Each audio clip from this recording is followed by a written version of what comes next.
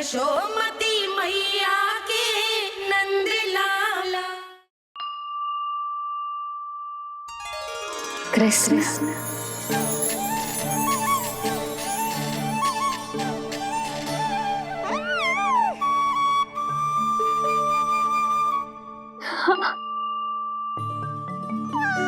और जो मानवता के शत्रु हैं, उनके जीवन में ये नाम अशांति, असुरक्षा, भय उत्पन्न करेगा।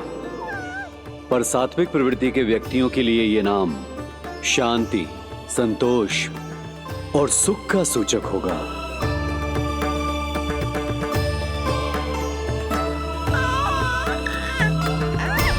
कृष्ण कृष्ण कृष्ण, कहां से आ रही है ये ध्वनियां? कृष्ण, कहां से आ रही है ये ध्वनियां? कृष्ण कृष्ण, स्वामी महाराज, कृष्ण कृष्ण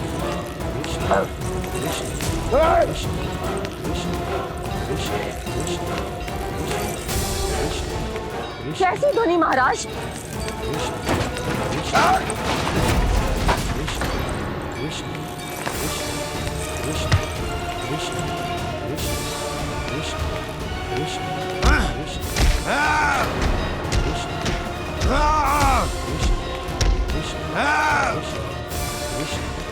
स्वामी कृष्ण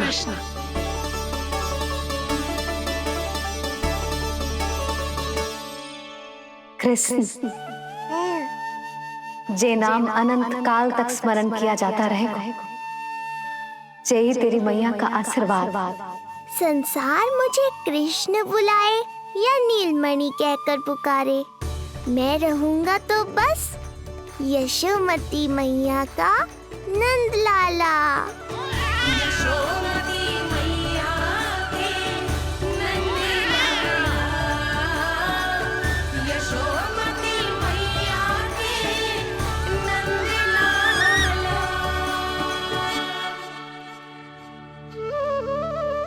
गुरुदेव, आपने मेरे लल्ला को इतना प्यारा नाम दिया है, उसके लिए आपका बहुत बहुत धन्यवाद।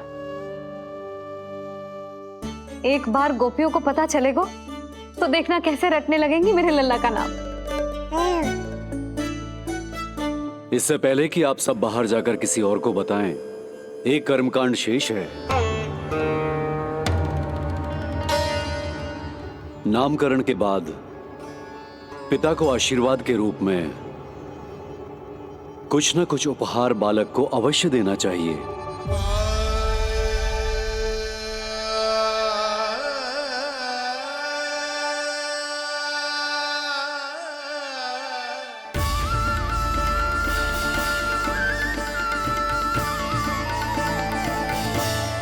मैं क्या दूं?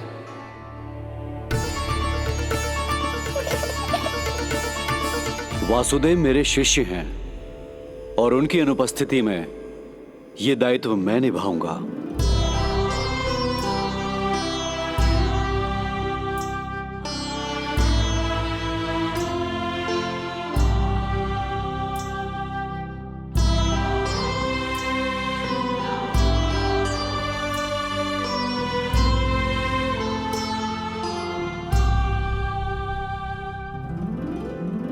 इसे अपने पिता की ओर से स्वीकार करो पुत्र।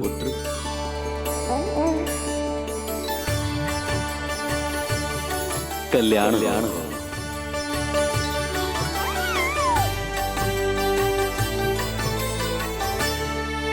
क्या दूं मैं इसे?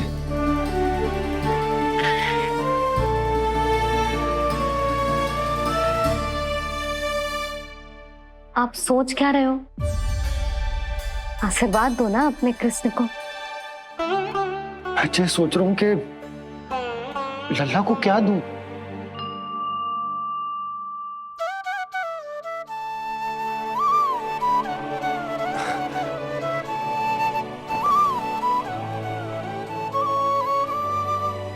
लल्ला, तू स्वयं ही बता दे तुझे क्या चाहिए।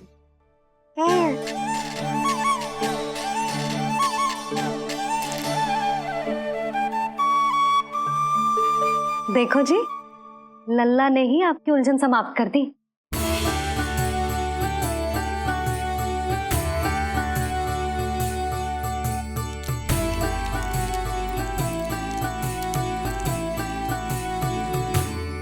मेरा आशीर्वाद कि तेरा ये नाम कृष्ण तेरी प्रजा के लिए बहुत हितकारी हो।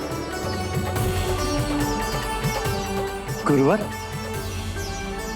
आप भी इसे आशीर्वाद दें। जिनके आशीर्वाद से ये पूरा संसार संचालित होता है, उन्हें मैं क्या आशीर्वाद दूं?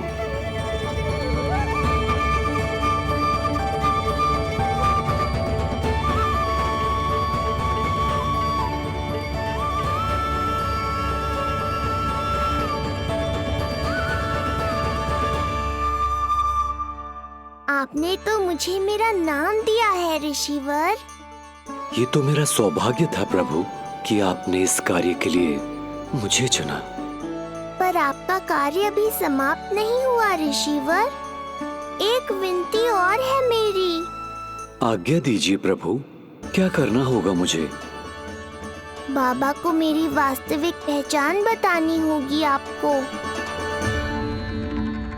और इन्हें इस बात के लिए मनाना होगा कि ये मैया को कभी भी मेरा सत्य पता ना चलने दे। पर प्रभु, मैं ये कैसे कर पाऊंगा? आप ही कर पाएंगे ऋषिवर, क्योंकि अब आप इस कृष्ण अवतार के मुख्य उद्देश्य को जानते हैं। बंद करो, बंद करो ये ध्वनिया। कौन सी ध्वनिया? ये ध्वनिया बंद करो, बंद करो। क्या सुनाई दे रहा है आप? ये शब्द जो मेरे कानों में गूंज रहा है। भरत सरस्वती, रुक जाइए। मुझे मारा।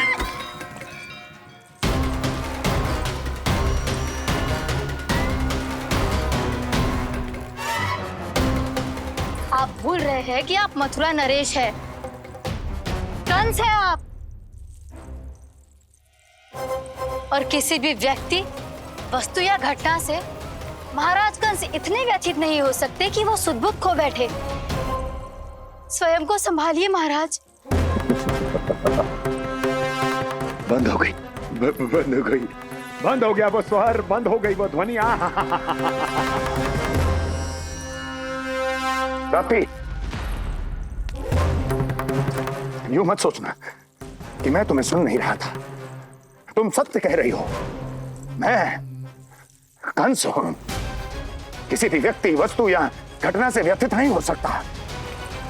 दुर्जन, जी महाराज, इस सिंहासन को पुनः स्थापित करो।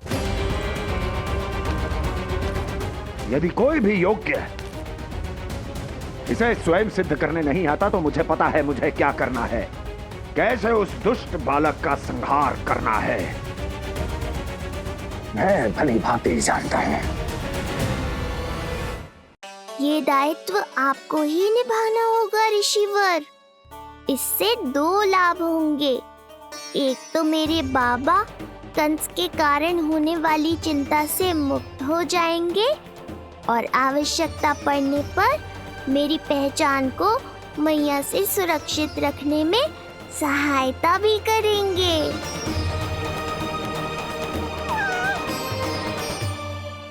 नंदराज, अब बलराम और कृष्ण दोनों को भूख लग गई होगी।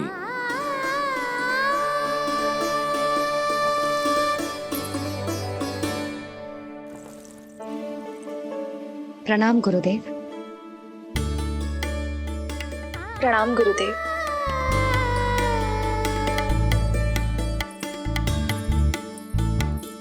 गुरुदेव, अब आप भी विश्राम कर लीजिए। नहीं नंदराज, मुझे शीघ्र ही मथुरा पहुंचना है। राजा वासुदेव और रानी देवकी मेरी प्रतीक्षा कर रहे होंगे।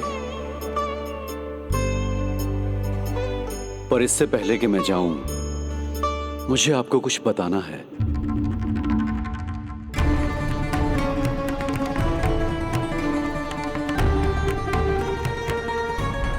गुरुदेव, आपके ललाट पर बल पड़ गए।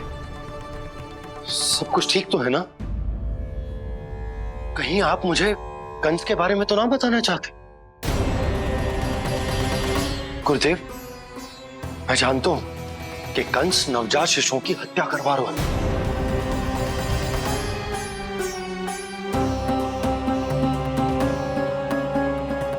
कंस नहीं, कृष्ण के बारे में कुछ कहना है मुझे।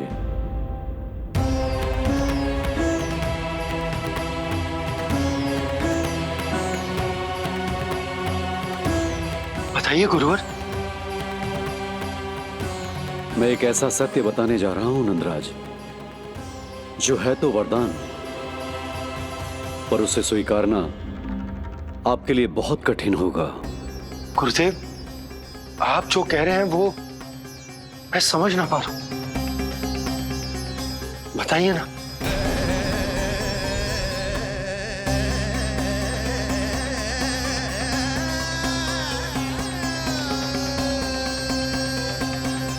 बताइए ना गुरुवर।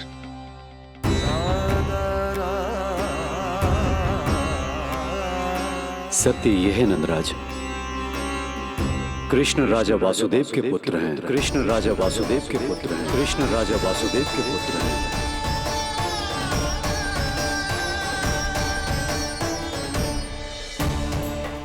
और वो कोई साधारण बालक नहीं है, स्वयं श्री हरि विष्णु के अवतार हैं। और वो कोई साधारण बालक नहीं है, स्वयं श्री हरि विष्णु के अवतार हैं।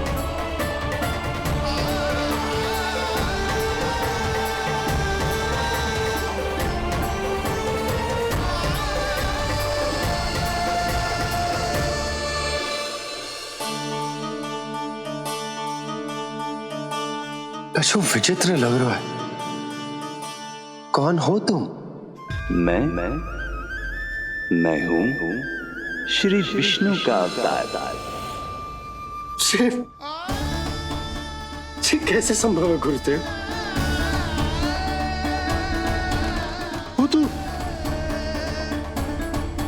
तो नन्हा सा बालक।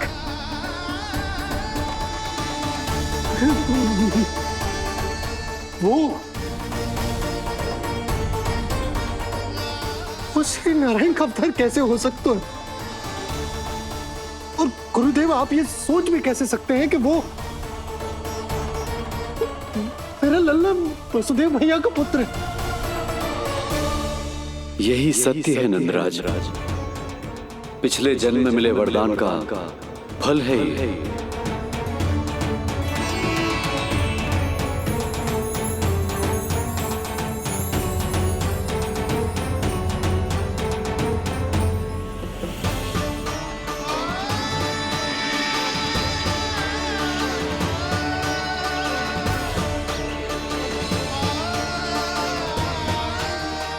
मैं आपकी संतान के रूप में अवश्य आऊंगा, किंतु उसके लिए आपको मेरे अगले अवतार के बाद एक और अवतार की प्रतीक्षा करनी होगी,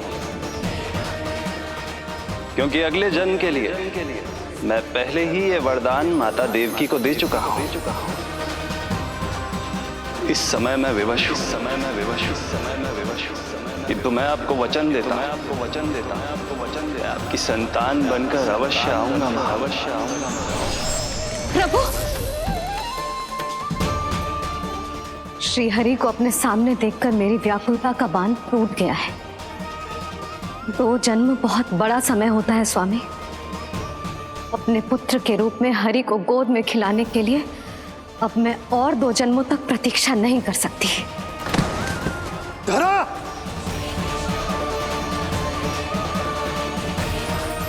माता देवकी को मैं पहले ही वचन दे चुका हूं, इसलिए विधि के विधान के अनुसार मुझे उन्हीं का पुत्र बनकर जन्म लेना होगा। किंतु आपकी आतुरता का अनुभव करने के बाद अब मैं भी आपका स्नेह पाने से स्वयं को और वंचित नहीं रख सकता। ये जो भी हो रहा है प्रभु की ही लीला है। कृष्ण के जन्म के तुरंत बाद भगवान विष्णु के आदेश पर वासुदेव जी के यहां आना पड़ा और आपकी और रानी यशोदा की पुत्री को अपने पुत्र के साथ बदलना पड़ा और इस तरह कृष्ण आपके और रानी यशोदा के पुत्र बन गए।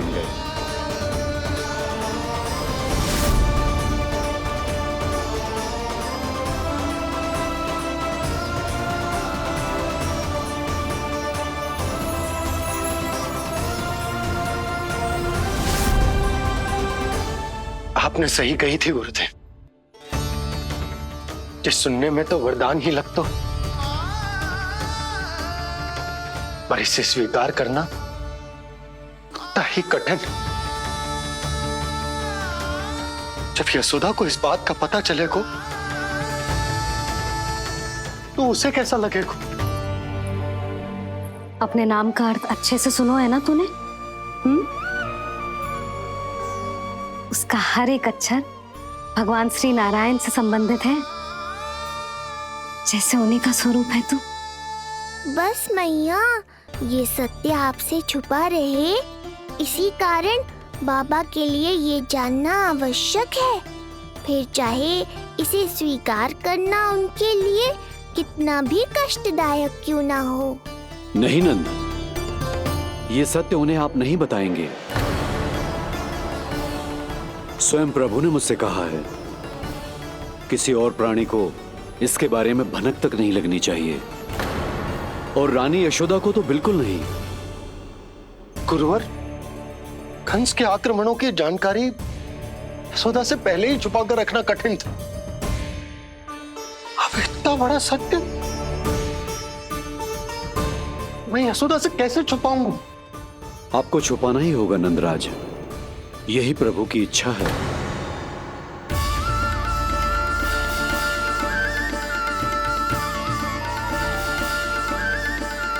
पर क्यों गुरुवर? ताकि नारायण अपनी मैया की ममता का अनुभव कर पाए। यही तो उनके अवतार का मुख्य उद्देश्य है। मुख्य उद्देश्य? हाँ नंदराज, नर नारायण के अवतार में अपनी तपस्या करते समय प्रभु ने जो अनुभव किया था, उसके कारण ममता के सुख का अनुभव करने के लिए प्रभु व्याकुल हो उठे थे। ऐसा क्या हुआ था? मुझे भी बताइए। हो सकता है ये बात इस सत्य को स्वीकार करने में मेरी सहायता करे। बहुत समय पहले की बात है। अनेक देवी देवता परम प्रभु विष्णु के पास बैकुंठ गए थे। वहां प्रभु की आंखों में आंसू देखकर वो सभी स्तब्ध रह गए।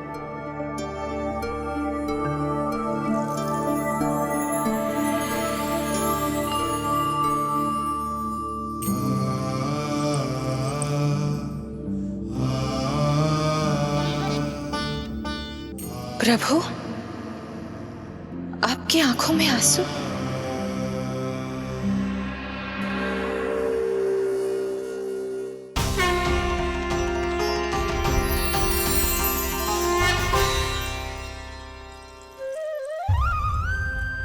चिंता मत कीजिए, आप सब तो जानते हैं, हिरण्यकश्यप को मारने के लिए मैंने नरसिंह अर्थात आधे मानव और आधे सिंह के रूप में अवतार लिया था।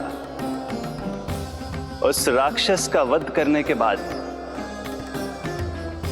नर और सिंह दोनों भागों ने अलग अलग होकर नर और नारायण के रूप में पुनः जन्म लिया। वर्तमान में वो दोनों बद्रिकाश्रम में तपस्या कर रहे हैं।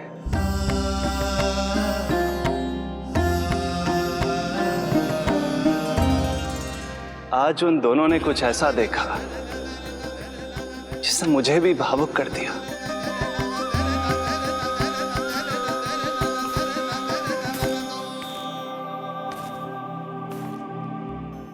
सखा, ये युवक कौन है? निकट के एक गांव के धनी व्यापारी का पुत्र है ये। प्रत्येक संध्या वन के उस पार ये अपनी प्रेयसी से मिलने जाता है और फिर रात्रि भर उस नर्तकी के साथ सहवास करने के बाद सुबह अपने निवास को लौट आता है। यदि यही इसका नित्य क्रम है तो फिर आज ये इतने तनाव में क्यों हैं?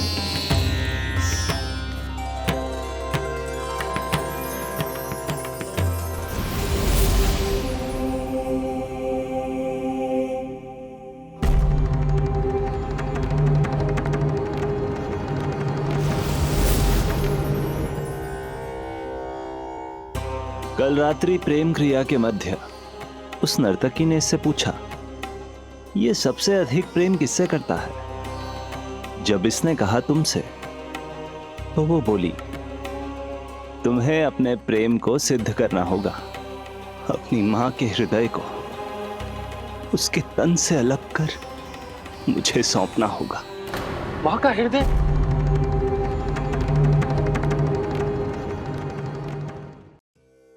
फिर क्या हुआ प्रभु?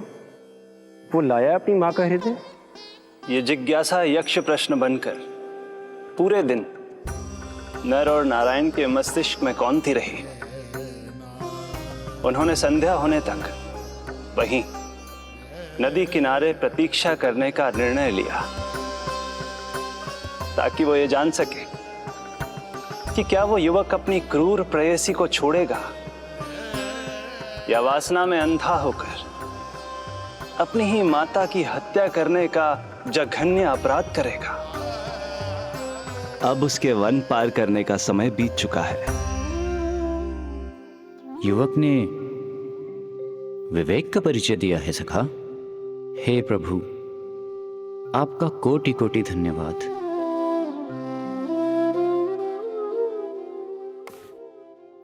सखा,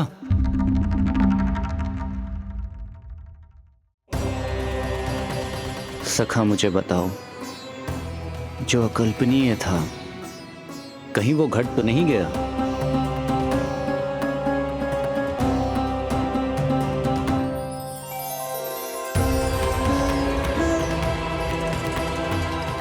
जब इस युवक की मां को इसकी प्रेयसी की क्रूर मांग के बारे में पता चला, तो जो उसने किया वो इस समस्त संसार में केवल एक मां ही कर सकती है। बस इतनी सी बात?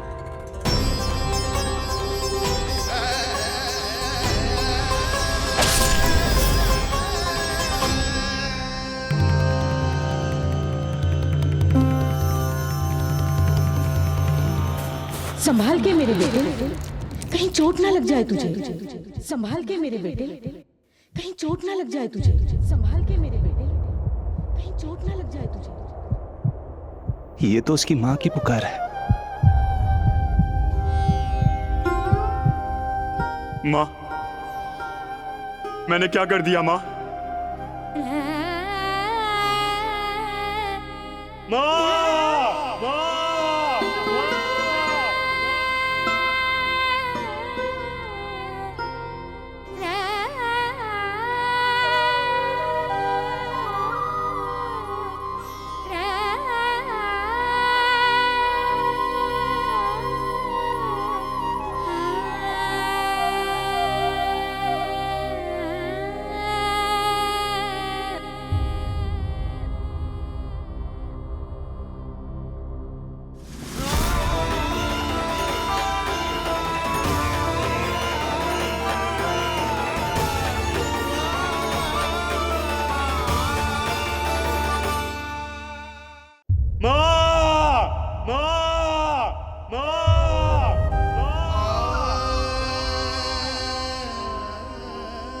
इस घटना से केवल नर और नारायण ही भावुक नहीं हो गए थे, बल्कि बैकुंठ में बैठे श्री हरि की आंखों में भी आंसू आ गए थे। ममता के लिए तरसने लगे थे वो। इसीलिए उनके इस अवतार का मुख्य उद्देश्य है मां की ममता का अनुभव करना। यही कारण है कि ये सत्य आपको रानी यशोदा से छुपाना ही होगा नंदराज। नहीं तो वो कृष्ण को मां की दृष्टि से नहीं, एक भक्त की दृष्टि से देखेंगी, और प्रभु जिस आनंद के लिए इतना कष्ट उठा रहे हैं उससे ही वंचित रह जाएंगे। बोलिए नंदराज, आप श्री नारायण के इस सत्य को गुप्त रखेंगे ना?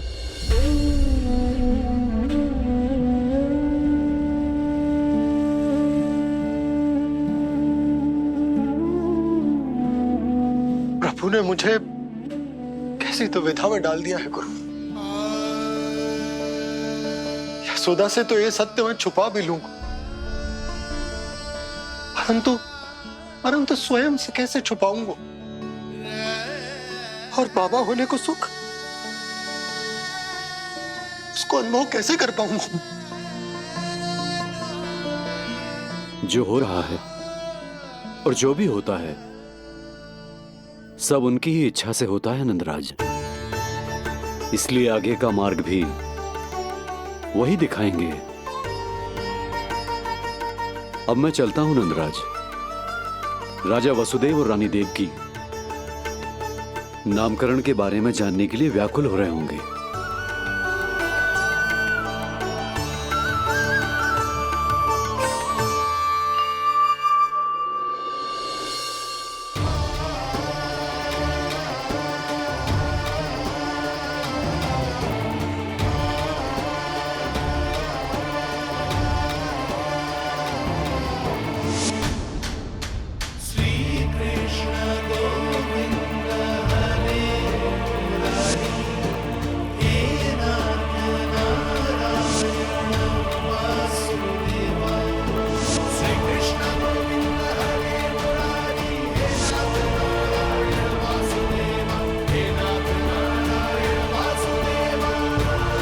सत्य यह है नंदराज, कृष्ण राजा वासुदेव के पुत्र हैं।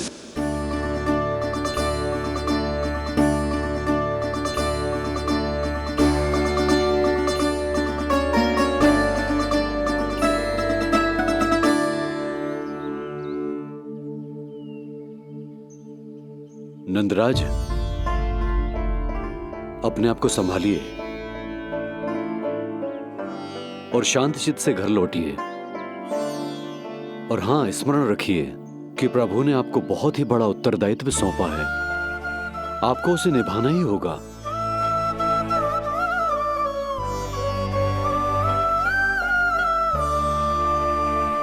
प्रभु आपको शक्ति दे।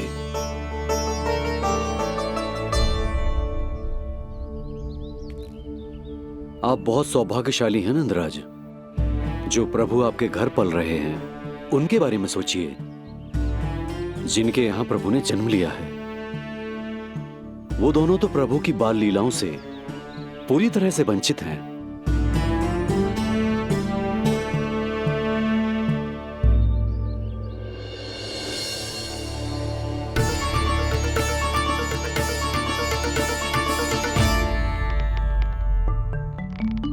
कहाँ रह गए तेरे बाबा लल्ला?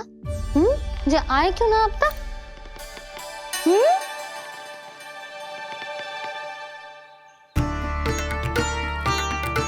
मेरा लल्ला मेरा ना है,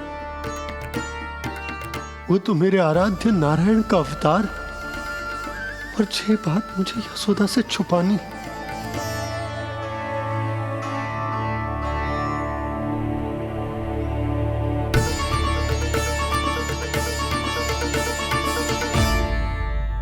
बाबा वहीं खड़े मत रहो, अब आ भी जाओ ना।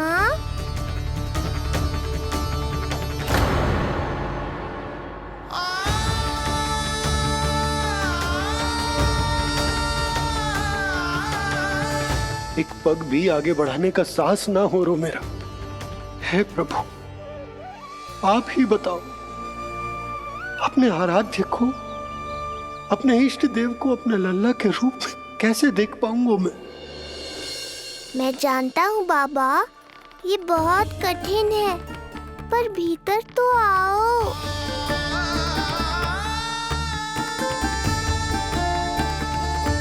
अब आ भी जाओ बाबा, ऐसे बाहर कब तक खड़े रहोगे आप?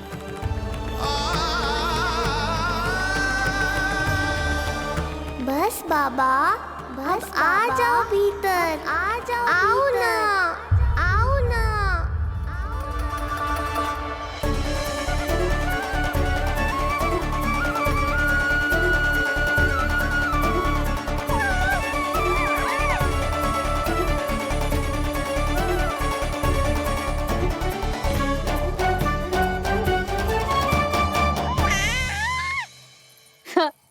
समझो? तू इधर उधर भाग रहा होगो तो तुझे बुलाने के लिए मैं तुझे ऐसे पुकारूंगी, कृष्ण। और जब तू शैतानी करेगो ना लल्ला, मैया को तंग करेगो, तो मैं तुझे क्रोध में ऐसे बुलाऊंगी, कृष्ण। हाँ।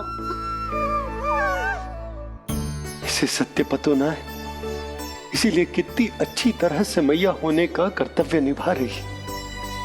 पर मैं अब बाबा होने का कर्तव्य कैसे निभा पाऊंगा?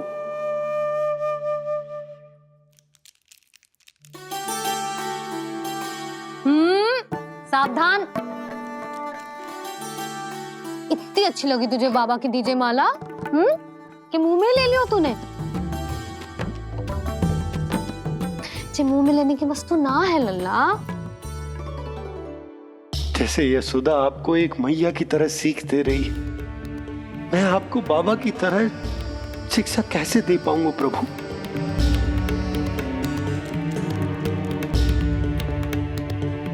कृष्ण, अभी मना किया ना मैया ने?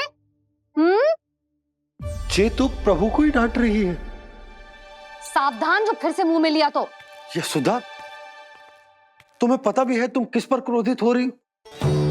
हाँ, अपने लल्ला पर। और किस पर? मेरे कहने का अर्थ ये है कि तुम्हें सच में पता भी है जे कौन है? स्वयं प्रभु ने मुझसे कहा है, किसी और प्राणी को इसके बारे में भनक तक नहीं लगनी चाहिए। और रानी यशोदा को तो बिल्कुल नहीं, और रानी यशोदा को तो बिल्कुल नहीं, और रानी यशोदा को तो बिल्कुल नहीं। यही कहना चाहते हो ना आप कि मैं गोकुल के राजकुमार को डांट रही हूँ? अरे पर मैया और बाबा का स्थान तो हर पद से ऊंचा होता है ना जी। माँ और बाबा को तो अधिकार होता है ना प्रेम करने का भी और भूल पर डांटने का भी। बस यही बात आपको समझनी है बाबा, फिर सब पहले जैसा हो जाएगा।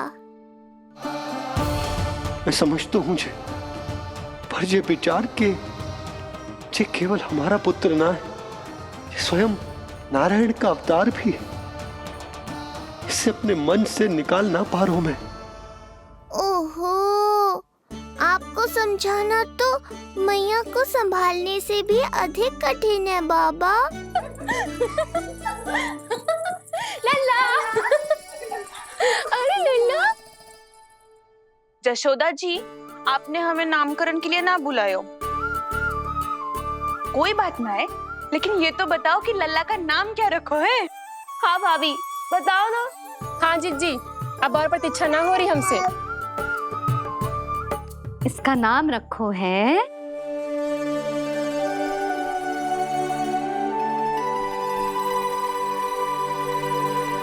कृष्ण। कृष्ण? बहुत प्यारा नाम है, लेकिन थोड़ा कठिन है। मैं तो इसे किशन बुलाऊंगी।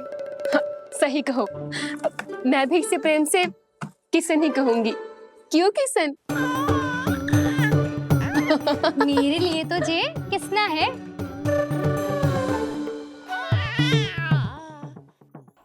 क्या कर रही हैं ये सब? बाबा, इन सब के लिए मैं केवल कृष्ण हूँ, भगवान नहीं। बस अब आप भी शीघ्र ही समझ जाओ ना ये। अरे तुम सब।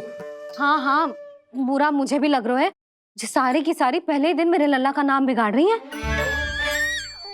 किंतु इसमें भी इन सब का प्रेम ही छुपा है, और हम सब तो प्रेम से भगवान को भी प्यारा सा नाम दे देते हैं, है ना? हाँ।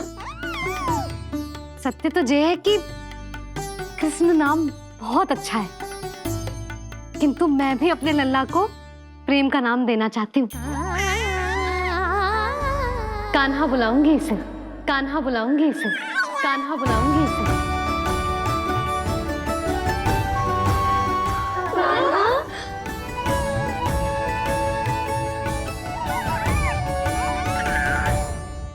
कान्हा, अनोखी ध्वनि, सहज सा मीठा, मैं भी इसे कान्हा ही पुकारूंगी।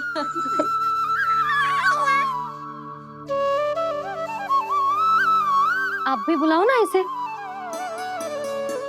आप एक बार बुलाकर तो देखो, झट से पलट कर देखेगा आपको जी हमारा नटखट कान्हा।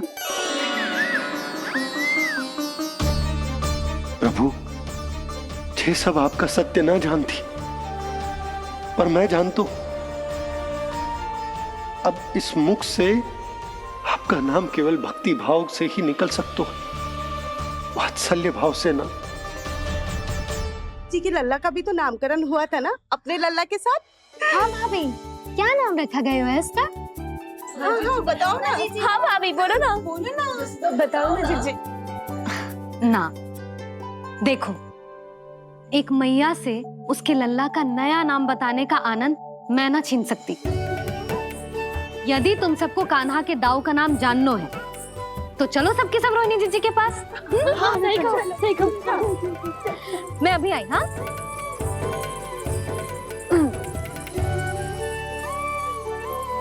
सुनो जी, आप लल्ला को संभालो, मैं अभी आई। रोहिणी, मैं कैसे? ये प्रभु लल्ला जी क्या मैं कर रहे हो?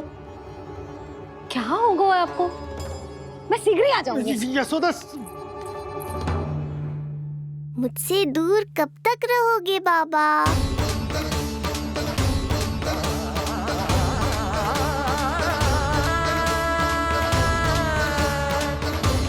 एक बार मेरी ओर देखो तो सही।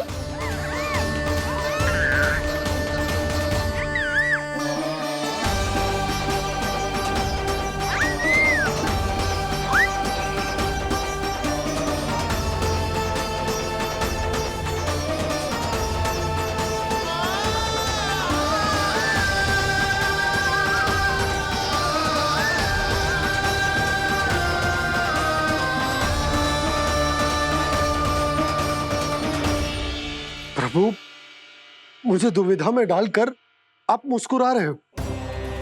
ये कैसी परीक्षा है?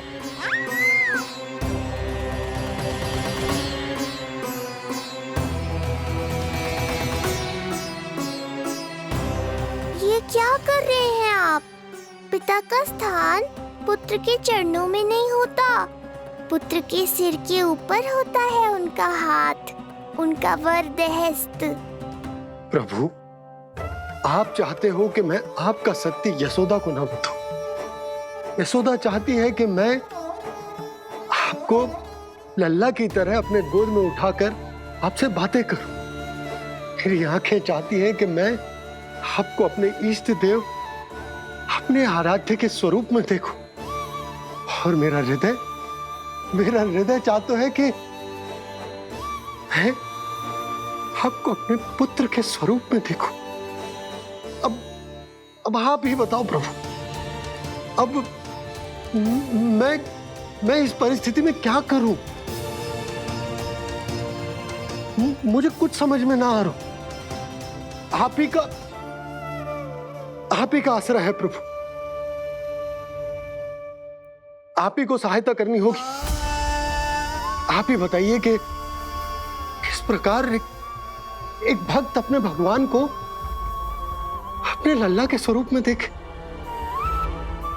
उसे अपने हाथों में उठाए, उसे खिलाए, उसके साथ बातें करे, कैसे वो उसका लालन पालन करे अपने पुत्र के स्वरूप में। प्रभु, मुझे कुछ समझ में ना आ रहा। सहायता करो प्रभु। चिंता मत कीजिए बाबा, आपके सभी प्रश्नों का उत्तर शीघ्र ही मिलेगा आपको।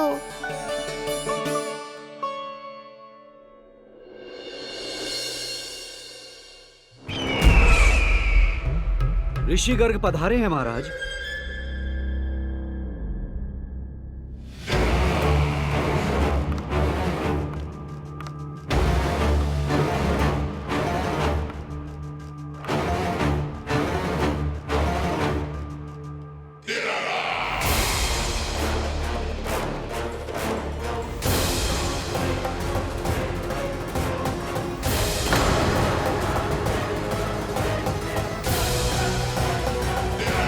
तो महान मथुराधीश कंस के दरबार में ऐसे सम्मान होता है ऋषि मुनियों का?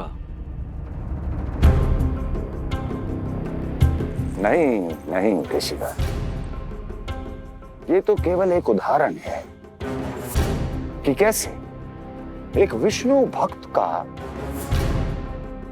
सम्मान नहीं किया जाना चाहिए। तब तो अच्छा ही है। मैं यहां तुमसे सम्मान की अभिलाषा लेकर नहीं आया हूं। मैं यहां देवकी और वसुदेव से भेंट की इच्छा लेकर आया हूं। क्यों? मेरे विरुद्ध कोई षड्यंत्र रचना चाहते हो?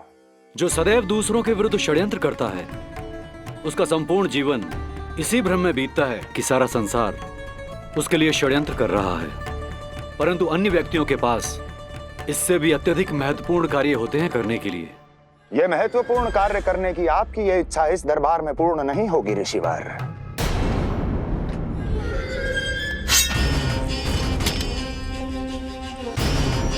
मैं आपको उन दोनों से भेंट करने की आज्ञा नहीं दूंगा। कैसे रोकोगे मुझे? कैसे? बड़ा ही विचित्र प्रश्न है, किंतु इसका उत्तर बड़ा ही सरल है ऋषिवर। जानते हैं मेरे दिन का आरंभ कैसे होता है?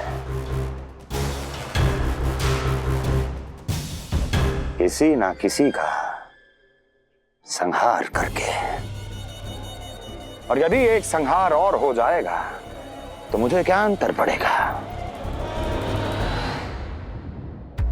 स्वयं से एक प्रश्न पूछो कंस। स्वयं से एक प्रश्न पूछो कंस। मेरा संहार करने के लिए, मेरा संहार जिस संकल्प शक्ति की आवश्यकता है, संकल्प शक्ति की आवश्यकता वो है तुम मैं, वो है तुम मैं। कर पाओगे मेरा संहार? जिस संकल्प शक्ति की आवश्यकता है, जिस संकल्प शक्ति की आवश्यकता वो है तुम मैं। कर पाओगे मेरा संहार? कर पाओगे मेरा संकल्प शक्ति की आवश्यकता है, संकल्प शक्ति की आवश्यकता। बोलो कंस, बोलो। यदि मैंने श्राप दे दिया, यदि मैंने श्राप दे दिया, कौन सा कवच तो तुम्हारा उसे सत्य होने से रोक पाएगा? उसे सत्य होने से रोक पाएगा। बोलो कंस, बोलो। यदि मैंने श्राप दे दिया, यदि मैंने श्राप तुम्हारा कौन सा कवच तो तुम्हारा उसे सत्य होने से रोक पाएगा? उसे सत्य होने से रोक पाएगा। ऋषिवर, यदि आपके हृदय में स्वामी के विरुद्ध षड्यंत्र करने की इच्छा नहीं है, तो महाराज भी आपको किसी से भेंट करने से रोकना नहीं चाहेंगे, है ना महाराज?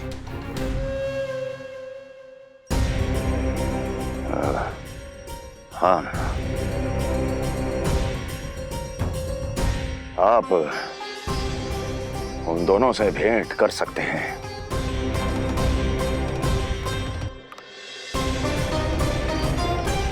दुर्जन, इन सब पर दृष्टि रखो। अब सब कुछ सुनकर आना, सब कुछ, कुछ भी छूटना नहीं चाहिए। जाओ।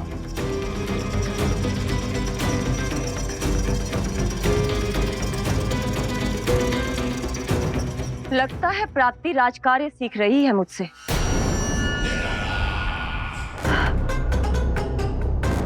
उचित समय पर सही सुझाव दिया तुमने प्राप्ति। अब आसानी से पता लग जाएगा कि ऋषिगर के यहाँ आने का वास्तविक कारण क्या है महाराज।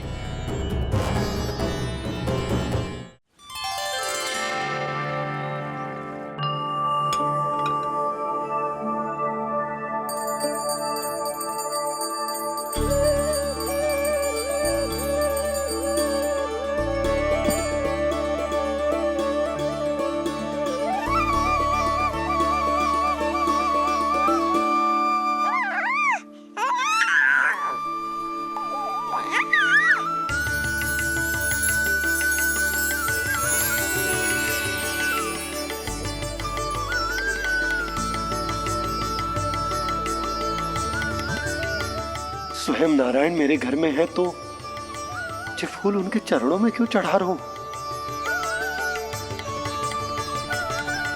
तैयार होगा मेरा लल्ला। किंतु बुरी दृष्टि वाला टीका लगाना तो भूल ही गई तेरी मैया। अभी आ।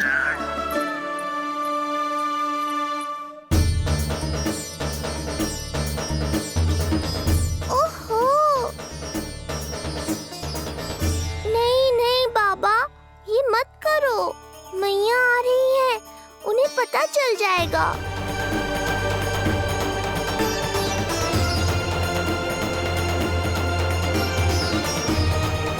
ये फूल तो आपके चरणों के लिए ही बने हैं प्रभु, इन्हें स्वीकार करें। बाबा, ये सत्य मैंने आपको अपना साथ देने के लिए बताया था, अपने आप को फंसाने के लिए थोड़ी ना।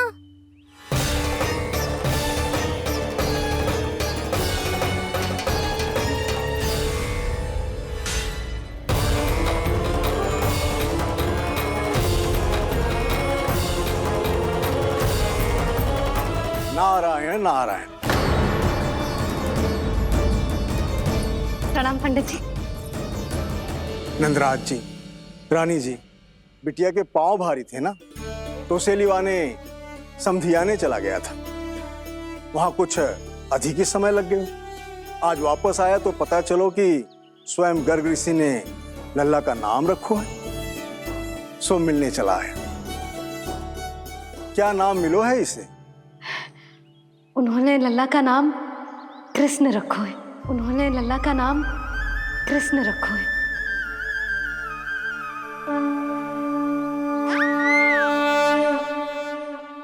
कृष्ण, आहा, उत्तम, अति उत्तम, बहुत मधुर नाम है।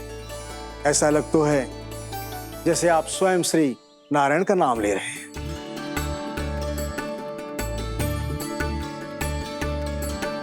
स्थिति को और गंभीर मत बनाओ पंडित जी। आपको तो बाबा के प्रश्नों का उत्तर देना है। एक बार मेरी ओर देख लो, आपको स्वयं ही पता चल जाएगा कि आपको इस समस्या को कैसे सुलझाना है।